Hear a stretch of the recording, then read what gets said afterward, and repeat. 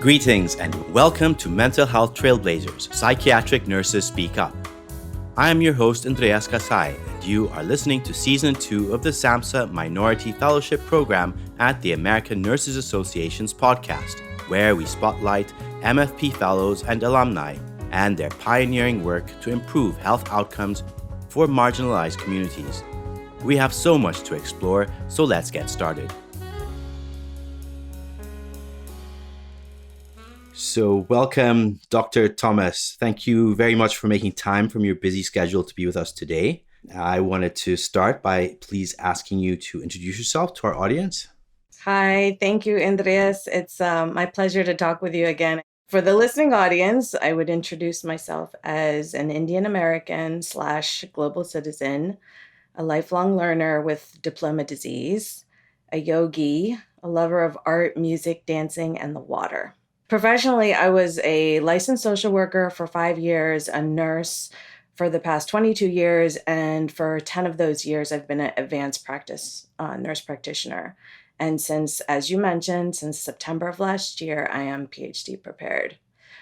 And I took the call to enter academia a few months ago, and now I'm a newly appointed professor at Southeastern University, Assaf College of Nursing for the graduate psych nurse practitioner program. And since I'm not a psych nurse practitioner, I am teaching the core courses of advanced pathophysiology, advanced health assessment, and so forth.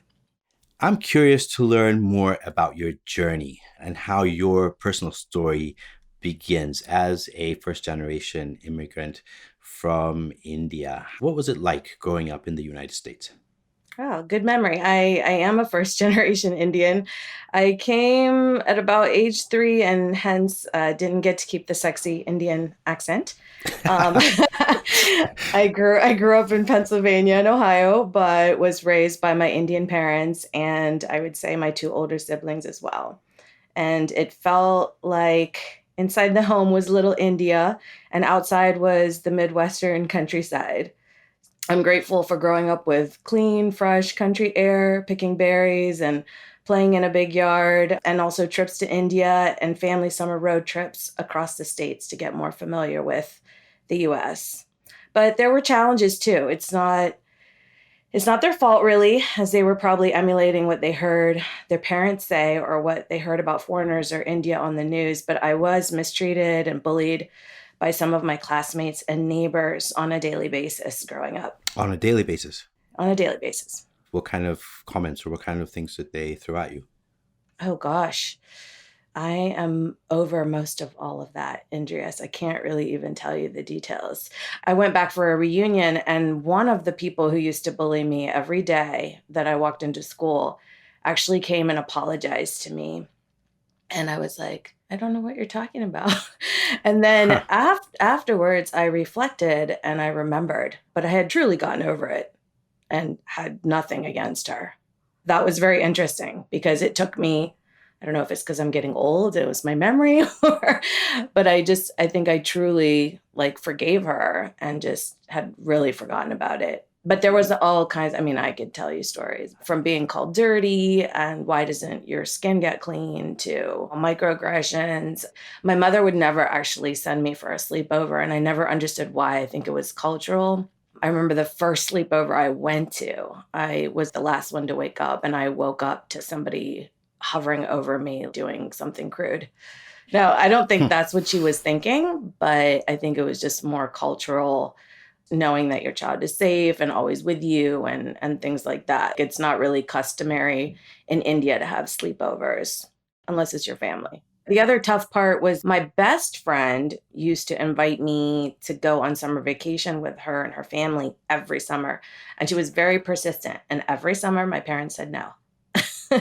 And it wasn't necessarily that it was overlapping with our summer vacations where we traveled around, but it was just not culturally accepted to go away like that without family, I guess. Yeah, concerns for your safety, real or imagined. How did you end up entering the world of nursing? So I entered the world of nursing sort of in a very circuitous way. Mhm. I didn't have direct family members that were nurses. We had some doctors in the family. My grandfather was a doctor.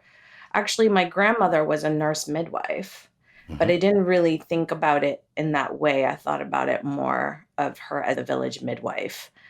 And so I was actually gearing to be more pre med and doing something like a summer externship before I went to college to get me ready for that. And then I also was pre med in my liberal arts program. And then I realized that it just didn't really sync with me. Hmm. And so I went to a sociology class and I loved it. I ended up being a social worker, but there were a couple of nurse practitioners that I met, and I had never heard of a nurse practitioner or known what that was. But I was doing a volunteer year after college in Arizona, and I met this public health nurse practitioner, and I thought, wow, you can do that, serve the underserved and have a personal relationship, but also practice population health. And then eventually I decided that I would do the second degree in nursing, which would only, well, in science with a major in nursing, which would only take me like 2 years because I already had a 4-year bachelor's in sociology. And so after 5 years of practicing in total, I started nursing school. And that's how I got into nursing. You mentioned bullying and being called out for your cultural, racial, ethnic heritage growing up. Was that something that followed you as you went through higher education and into the workforce? Did that present a challenge, your identity, especially within the US context? That's interesting you mentioned that. I mean, I do think that for one, I've internalized in a positive way how to manage some of the things that happened to me, and so I feel like I am a little bit more protective of the underdog, so to speak. And so I look for opportunities to look out for others. And being Indian and having Indians call me American and Americans call me Indian, it's kind of like being sort of a mixed race without being a mixed race. So your identity is sort of strange, but I was really oversensitized to micro and macroaggressions. I always noticed when people were watching me in a store, seeing if I was going to shoplift. I'd go in with a white girlfriend or who looked like a white girlfriend, and they'd be all eyes on me to see if I was going to bag something. And I was just talking to somebody recently that even in different work environments, even if there is diversity in leadership, that when you're a minority, you seem to have to like go the extra mile anyway, that you have to kind of like show up 200% to get the same sort of benefits or recognition of your white counterparts or fair skinned counterparts. I think a lot of it is not just systemic racism, but somatic. We've internalized it. Yes. And so, as minorities, we also have to be super conscious of how that plays out, and myself included, to others, and being really aware of our body language and just how the system and the culture and multiple cultures have emphasized that fair is beautiful, that light is the way versus dark is evil. And I facilitated actually not too long ago a yoga session and had some meditations prior about the images of blackness being beautiful and that darkness being wonderful, and how we need to sort of weed out some of the images that we place on ourselves and society that actually reflect the way that Black and Brown folks are treated, because we've internalized it. I don't think a lot of people really think about the language, but language is so powerful. So when I use references, I attempt to not use terms like blacklisted or things that put Black in the negative light or brown in the negative light, and focus on the things that are positive about darkness. If it wasn't dark, we wouldn't be able to sleep, right? We all operate within these internalized assumptions and presumptions about people who look or sound different from us. And it's sad that we have to overcompensate sometimes. You've worked in nearly every single continent on the planet. How was that dynamic when you were in other countries, and how did that play out? That's an interesting question because I felt like for the first time ever that my skin color and my clarity of English was to my benefit. So I was accepted and embraced so much in different countries that it made me want to just almost do that forever. But that's kind of hard to, it's a hard job to be doing international public health for a lifetime.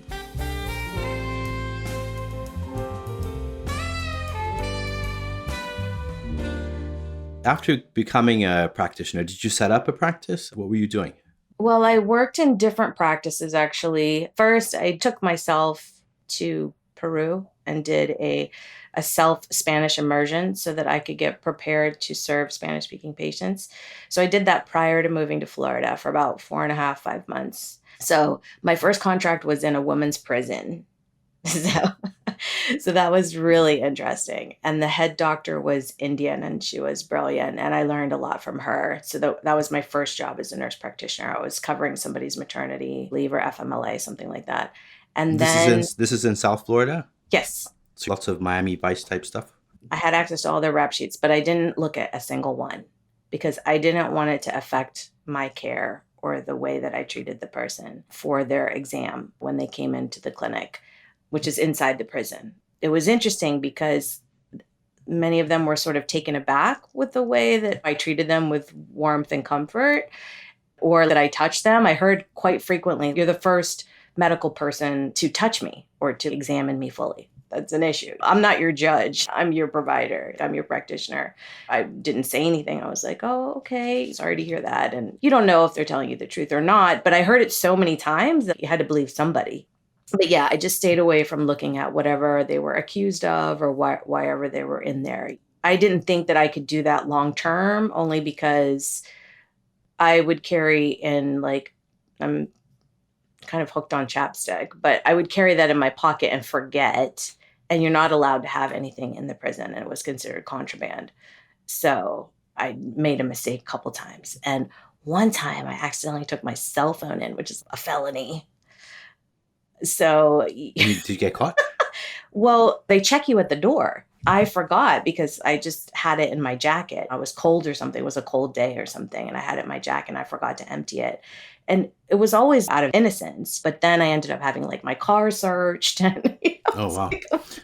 and then from there, I worked in an HIV primary care clinic and I worked in a couple private practices, because my end goal was really to work in this underserved area, this Fqhc primary care. And I thought that was really just going to be my end job. But you needed 3 years of experience before they would even look at you, because you practiced autonomously. Like, you have your own panel, you work side by side physicians, but they don't necessarily see your patients or interact with your patients unless you ask them for their opinion or something like that. So you have to have a minimum of 3 years practice to get in there. What's Fqhc you said? Yeah, so federally qualified health center. So a center that is connected to a safety net hospital and serves underserved and has like sliding scale, and a homeless patient wouldn't pay for a visit, or depending on your income, you pay $2 up to $75 for a visit as your copay. But now, since the exchange, a lot more people have insurance than before. So the uninsured is a lot less. But I wanted purposely to work in an underserved area with a diverse population. So that was my goal. Why did you want to work in that kind of setting for underserved populations? My goal in life was never to make a bunch of money. My goal is live out my purpose. I think also I tend to look at what does the society need, not just what I want out of life or what brings me joy, but maybe that's some Indianness in me. Like, what is your duty? What is your duty to society and to the cause? Like I mentioned before, like a little bit about the underdog.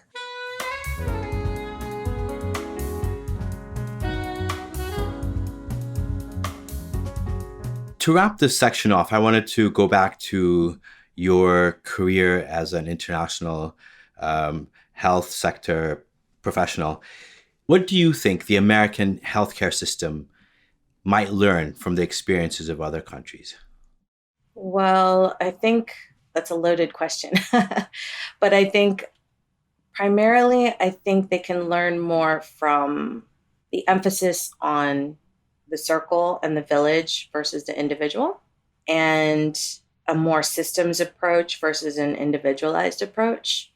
Because I don't even know if you can call it a system, because one system doesn't know what another system is doing. If you go to one hospital and then you go to another hospital, unless they have the same electronic health record software, you don't see what happened in the other health system. And it can actually affect the person's health outcomes because they may be compromised and not able to tell you what happened before. Or they may not be able to speak because they just had a stroke and they can't tell you their allergies, and the person with them doesn't know either or can't remember. I don't know that other countries are so advanced in their software either that all their systems are connected, but they tend to have national systems. And that's one thing actually I miss about working in the international sector, is that when we did do projects and initiatives, once they were adopted, they were taken up by the whole country. I'll give you an example. I think everybody knows, but I just want to highlight that while the US is often put on a pedestal, it has one of the worst, if not the worst, maternal mortality rate of industrialized nations. And it seems like we're in the current environment that we're going to be even worse if the recent changes continue and we don't halt them. So it just feels like the US is going sort of opposite to global trends. And I often say this to friends and family, that I tend to look, instead of talking about developing and developed countries, I tend to think about the US as like a rowdy teenager with uncontrollable hormones. And India, for example, is like the great grandfather, and it's hard to compare. Like, how do you compare an ancient society to one that's only been around for a short time, a minute, compared to how long the other country's been around? So I think it's hard and it's difficult to simplify, but I feel like I see them as two different worlds and like different values and priorities. It does take a village. And however, the emphasis in the US is the individual benefit. And if we don't grow past that, the system will continue to be fragmented and disease focused. And one of the things that nurse practitioners kind of bring to the table is this holistic approach, like you said. And there are pockets of village-based care that are exemplars, but they're few and far between. Yeah. Well, I'm glad you brought up that example about maternal health. That's something that always shocks me, is the level, the rates of maternal mortality in this country, and that they're getting worse. This was a subject of discussion for this podcast a couple weeks back. And another big, I think, indicator is what's happened with COVID. For some reason, the infection rates and mortality rates in this country have just been so much higher than other parts of the world. And why that is beyond the scope of our discussion here. So let us take a break and we will be right back.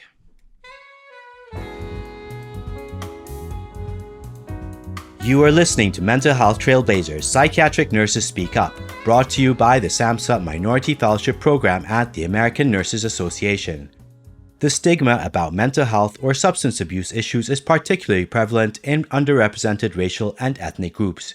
One way to overcome that stigma is to recruit more nurses from all underrepresented communities into these fields, so that they can focus on eliminating stigma about mental illness and substance use through their leadership in research, practice, education, and policy development. Receiving treatment from someone with a similar background builds trust that can lead to better outcomes. The SAMHSA Minority Fellowship Program at the American Nurses Association is actively engaged in identifying and supporting nursing students seeking graduate degrees in psychiatric mental health nursing. Visit emfp.org to learn more. Welcome back, Udaya. I want us Thank to you. now take a deeper dive into your research and your career interests as they manifest today. While you are not a psychiatric mental health nurse practitioner, your dissertation topic for the PhD that you recently completed was on the integration of behavioral health in primary care. Could you tell me more about that?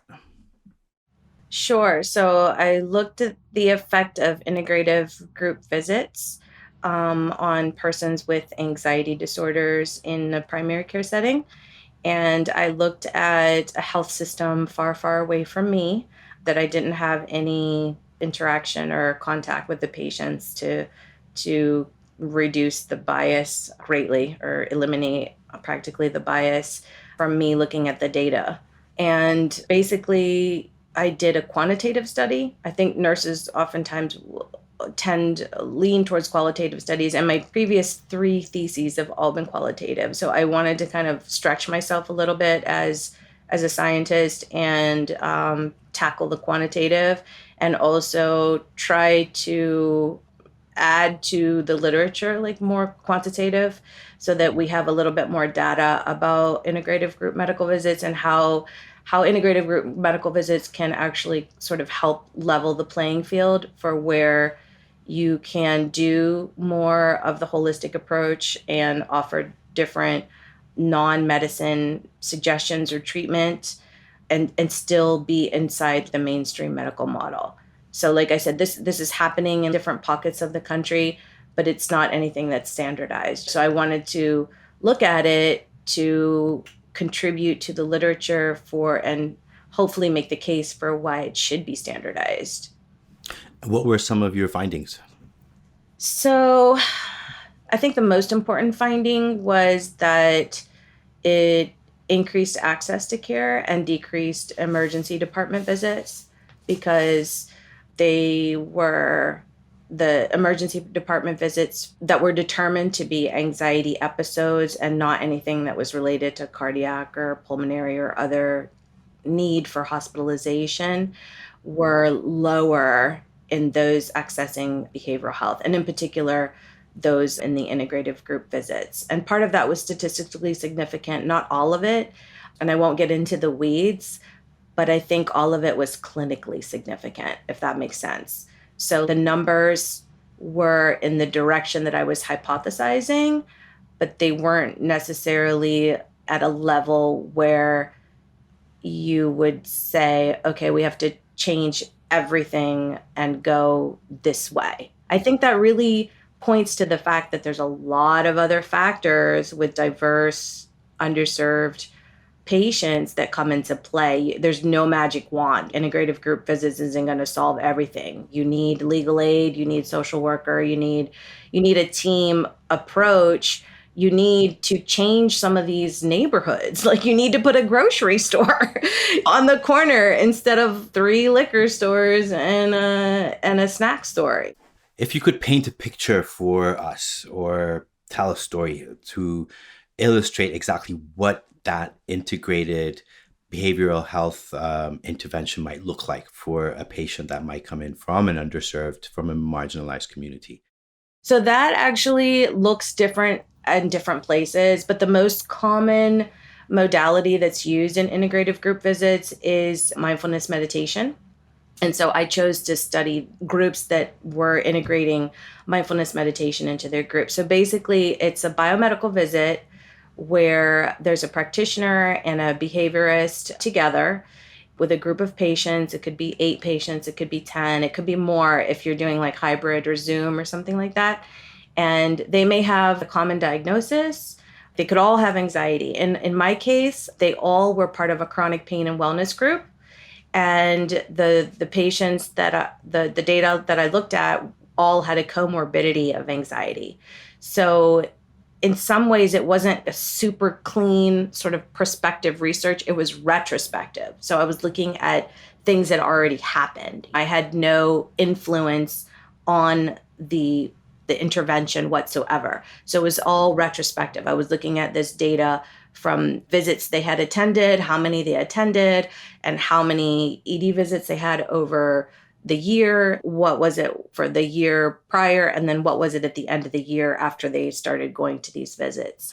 So it was basically mindfulness meditation in the beginning and the end. There were also sort of holistic discussions that were integrated. So every visit is a little bit different because it depends on what the patients are asking and want. It's a combination of having a provider there for 1 or 2 hours, however long the visit is, plus a behaviorist, having discussions, doing activities, having peer support, and really kind of getting into questions and answers that you wouldn't get in a 15-minute visit. And at the same time, you've got this 2-hour block. So say you see 10 patients in 2 hours, you haven't lost any revenue because you've seen 10 patients and you've seen them under their particular diagnosis.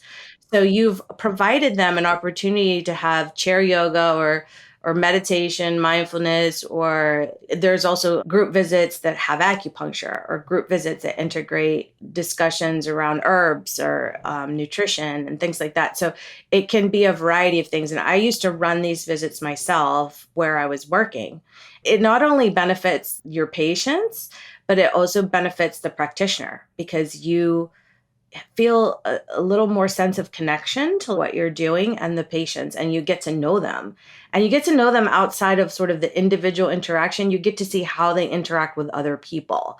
Are they more introverted? Are they more extroverted? Are they someone you have to facilitate to like give other people space to speak? How are they absorbing the information? There's a lot of things that will tell you about a person that you can see in the group or in the village that you don't see one-on-one. It's like a win-win. There's no downsides except scheduling may be a little tricky, but we have technology for that, right? You can schedule everybody at 1 o'clock and they show up and they're coded for their diagnosis, and you have a template for the documentation, and then you take a break and then you see another group of 20. I know one of my colleagues who's one of my mentors and a role model for group visits, Dr. Jeff Geller in Massachusetts. He turned his whole practice into a group visit practice. He has a colleague who does the individual visit. So he has a group visit for everything. From your experience and where you were working, how did the patients respond? Did they like it? Did demand for this go up? It did, but again, we're going back to a systems issue. There were other practitioners that were interested, but it wasn't built into the system. And because it's a health system, it was a little trickier to navigate. And that's one of the reasons why I wanted to study a health system who actually was able to do this for more than a decade, probably 15 years, because they were able to make it work and keep going. Since I was the only practitioner, it was difficult because in terms of having the space and having a commitment from the leadership, they went great. And we did sort of a qualitative project to look at some of the data. Nurse actually reviewed what we had and saw that it was all good. Everything seemed to improve. Not everybody's a group person either. So you don't take away the individual visit necessarily, but you create an opportunity for access. So one of the issues with behavioral health is the amount of time that it takes a patient to get into a visit. And telehealth has taken care of a lot of that. But on the other hand, if you have another access point where they can actually see their primary, because oftentimes patients don't want to see an additional provider. They want to go to their primary for behavioral health. So if there's a warm handoff, if there's a behaviorist right there and the primary care practitioner knows the behaviorist and they're in the building and there's a crisis and you have to go to the next patient, then the behaviorist can be with that patient. Different challenges, but at the end of the day, the more behavioral health access, the better the health outcomes. That's what I got out of it.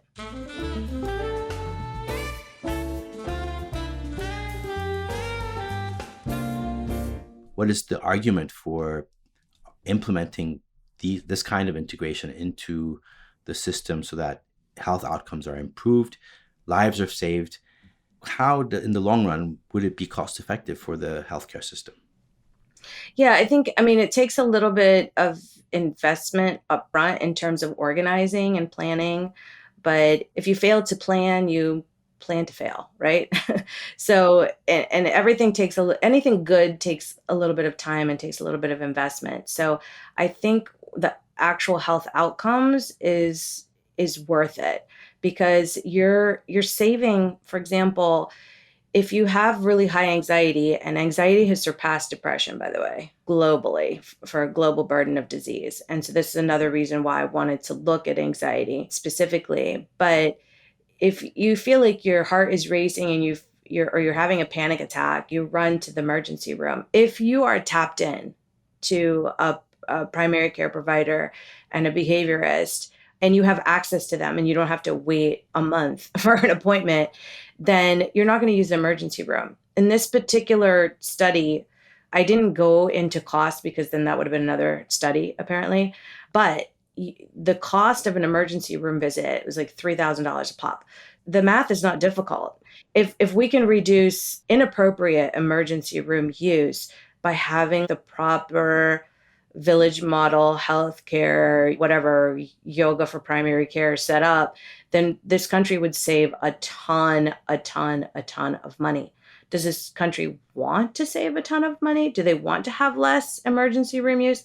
I don't know, because then that would decrease hospitalizations, and then maybe the hospital wouldn't make as much money. I don't know. But I think in particular, this is an important intervention for underserved, because the safety net hospitals are funded from the government, who get a tranche of money to serve the underserved in these catchment areas.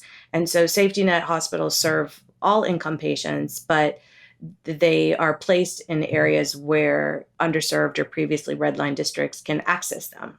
And so if you have other options that are healthier and more interesting and fun and actually help the person to grow and get better and become more self-reliant and less reliant on meds, and doing more movement therapy or water-based therapy or things like that, then you're actually like creating a healthier society. Like, isn't that what we want? That's one of the reasons COVID sort of just lashed out. Mother Nature basically lashed out at us, because we're not taking care of ourselves and we're not taking care of the planet. And there's payback for that.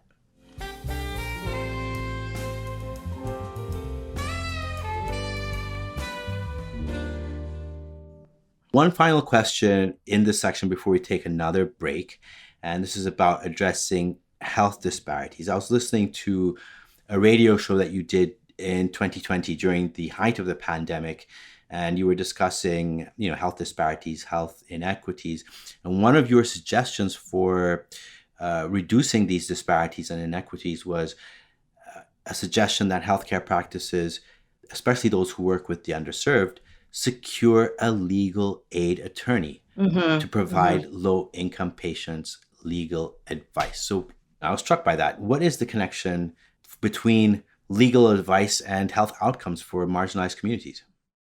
Well, the connection is really health literacy, or literacy in general, because if you have a low level of literacy, you may not know why you're being evicted, or you may be being evicted for not the right reasons, and it reduces your agency. So having a legal aid attorney is very helpful for situations like this. I've had a few cases actually where the reasons were not necessarily legal, but they just couldn't understand the paperwork. And my writing a letter to support the patient and explain the patient's medical condition helped the case. But having the attorney there from legal aid, and there's grants for this. There's grants for everything. I mean, I think the US government has a lot of opportunities for implementing and integrating a legal aid attorney into the system. So the previous practice that I worked at had a grant for a legal aid attorney, and it was very helpful in situations like this where the patient doesn't necessarily know exactly how to work the system, or their English is their second language. Legalese is not easy to navigate, even for the highest educated person. Literacy is paramount. And so that's definitely an intervention that a lot if not all health systems and practices that serve the underserved should consider. And this would have an impact on the psychiatric mental health of patients. I guess Of course, having a home, having a house, having a place to live is the most important thing. Feeling safe and secure is the most important thing to feeling at ease, right? To your mental health. So it would be great because grants really aren't the solution. Getting that line item in the budget is the solution. You are listening to Season 2 of Mental Health Trailblazers, Psychiatric Nurses Speak Up, showcasing the inspiring journeys of emerging nurse scientists addressing the unmet substance use, psychiatric mental health challenges facing marginalized communities in America today. The SAMHSA Minority Fellowship Program at the American Nurses Association is a federally funded program granting fellowship awards to nurses of all underrepresented racial and ethnic groups who are pursuing either a master's or a doctoral degree in psychiatric mental health nursing. To learn more about this program and how to apply, visit emfp.org.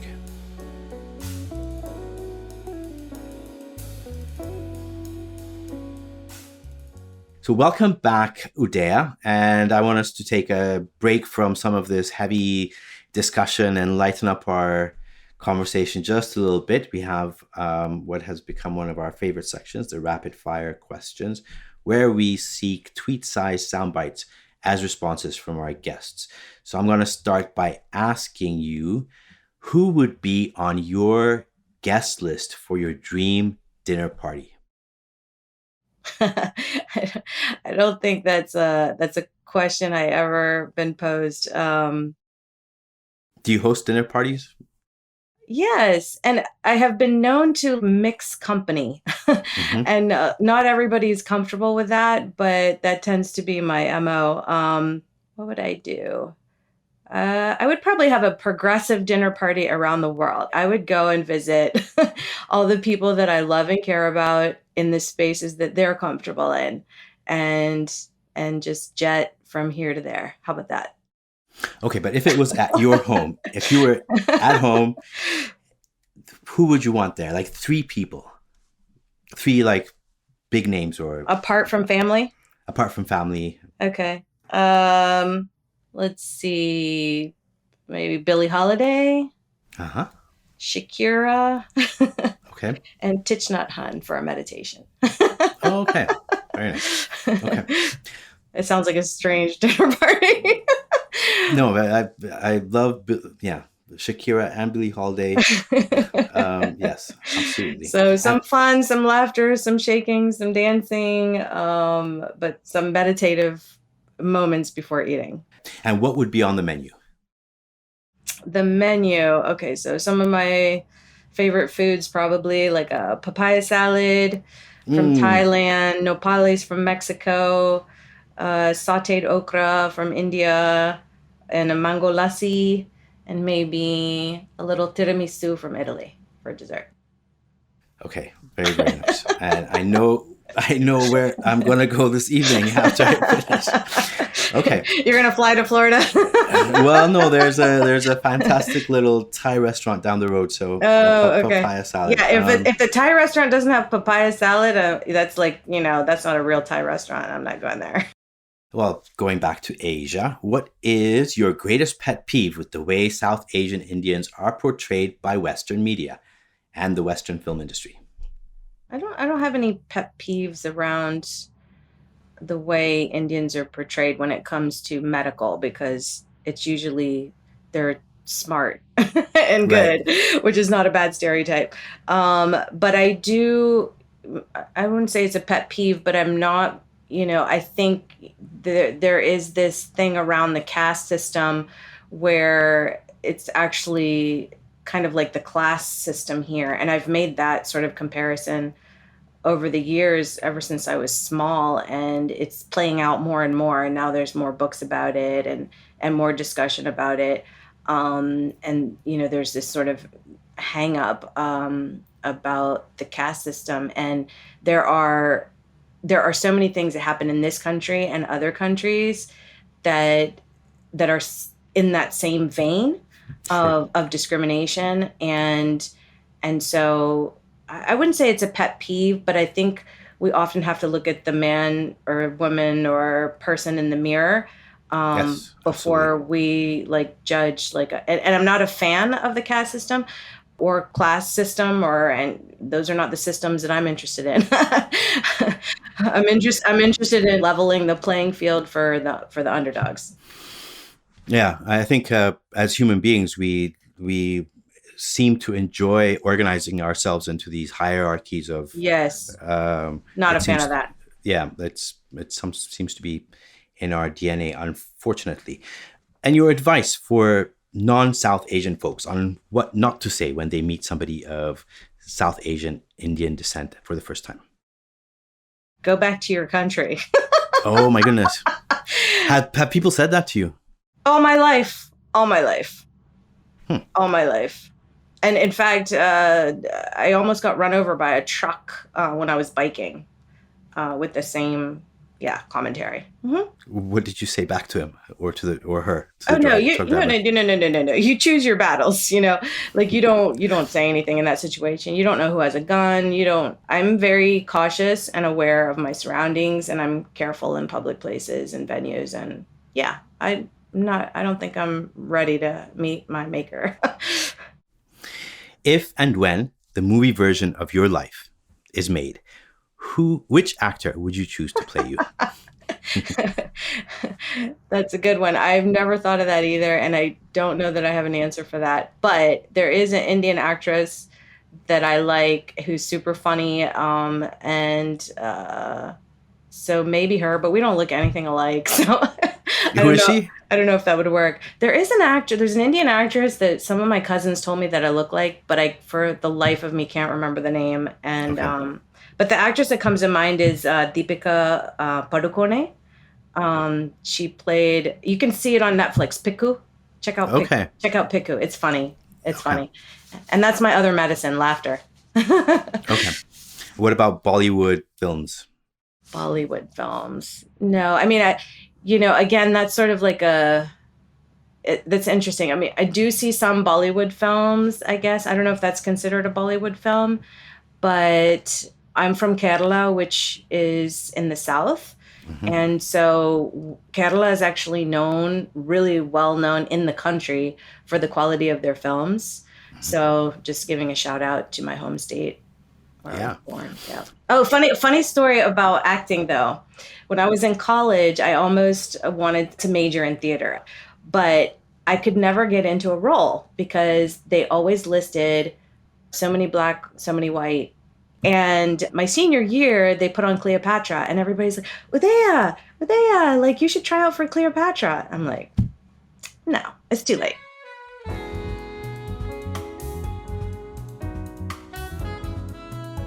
You are listening to Mental Health Trailblazers, Psychiatric Nurses Speak Up, brought to you by the SAMHSA Minority Fellowship Program at the American Nurses Association. Listen to all of our episodes at emfp.org, the SAMHSA MFP at ANA's YouTube channel, or on your preferred podcast app. For more information about the MFP or to provide your feedback, email us at mfp@ana.org. Look for us on LinkedIn, Facebook, Instagram, and YouTube. Then click subscribe, like, or follow us. So welcome back, Dr. Udaya Thomas. We are nearing the end of our discussion here, and I wanted to turn now to your engagement with the Minority Fellowship Program. If you could tell me, how did you find out about the MFP? Well, I owe that one to Dr. Patty Wilson. We knew each other from my Baltimore days, worked together on a research project, and we stayed in touch over the years. And she, along with my previous boss at Japaigo, had been encouraging me for years to get my Ph.D.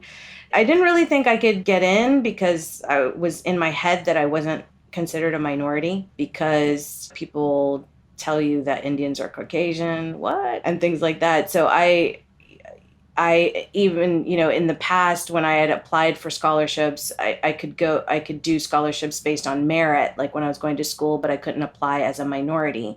But then Really? because Indians weren't considered a minority back then because of the waves of immigration, having higher professions only immigrate from India. And we didn't really fall into that category because my father was a pastor and we didn't have that kind of income that doctors and engineers had. But that was the case back then. And so then I realized, well, like everybody who's applying for this is a nurse. So we're kind of all in the same income bracket. So that has nothing to do with income. So I finally took the plunge and applied. Again, it was to my surprise to be accepted because I wasn't planning to be a psychiatric nurse practitioner. I wasn't planning to do that certificate. I had enough degrees and certificates for my taste, and I didn't want to pay for another Ph.D., but I was accepted, and I'm so grateful to the MFP because I was accepted in my first year and I was funded for the entire 5 years. So I'm really blessed.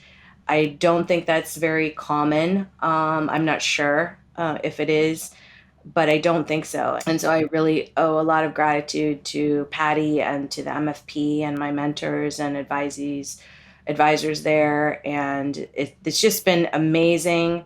The resources, the ITIs, the intensive training institutes that we had, seeing speakers from all over the US in various leadership roles and learning from them, and also international as well. And some of the fellows that came from various different countries and all over the US. So it was extremely rich experience. I always promote the MFP to anyone who has an inkling of going into behavioral health or mental health and has a nursing background or even psychology or one of the other arms that SAMHSA funds to move forward. And I'll be sharing the opportunity to my NOVA students as well when the next applications come around. And to wrap up our discussion, Udaya, I want to take you back to India, to your roots, being born in Kerala, your roots in southern India, arriving in the US as a toddler, growing up in a rural community in the United States, then parachuting yourself, all over the world as a public health expert, and now training new generations of mental health practitioners in these new approaches that your research and your findings and your general personal instinct has driven you towards.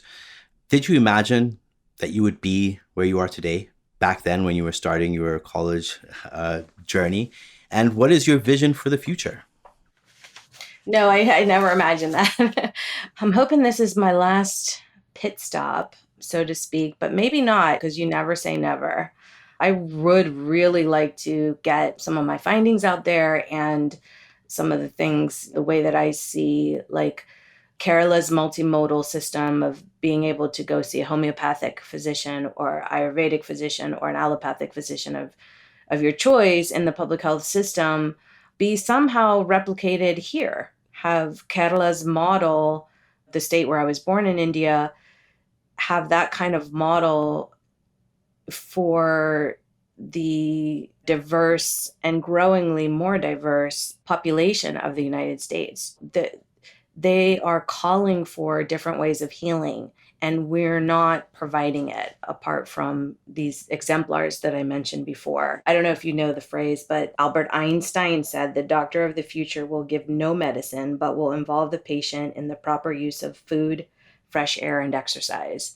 And I just think that really says it all. That's a very nice way to end our conversation. We need to get away from the prescriptions, and we need to eat better and breathe better and live better and be healthier. Thank you very much for your time. It's been a pleasure talking to you this evening. Thank you, Andreas. I really appreciate you. And thank you so much. Thank you to the MFP and to all the leadership there, Dr. Outlaw and Janet Jackson and all the folks there. So thank you so much. We will definitely pass on your sentiments. You are most welcome, Udaya. And that does it for this episode of Mental Health Trailblazers, Psychiatric Nurses Speak Up. I hope you've enjoyed our discussion, and I look forward to you joining us on future episodes. This is the Minority Fellowship Program at the American Nurses Association podcast.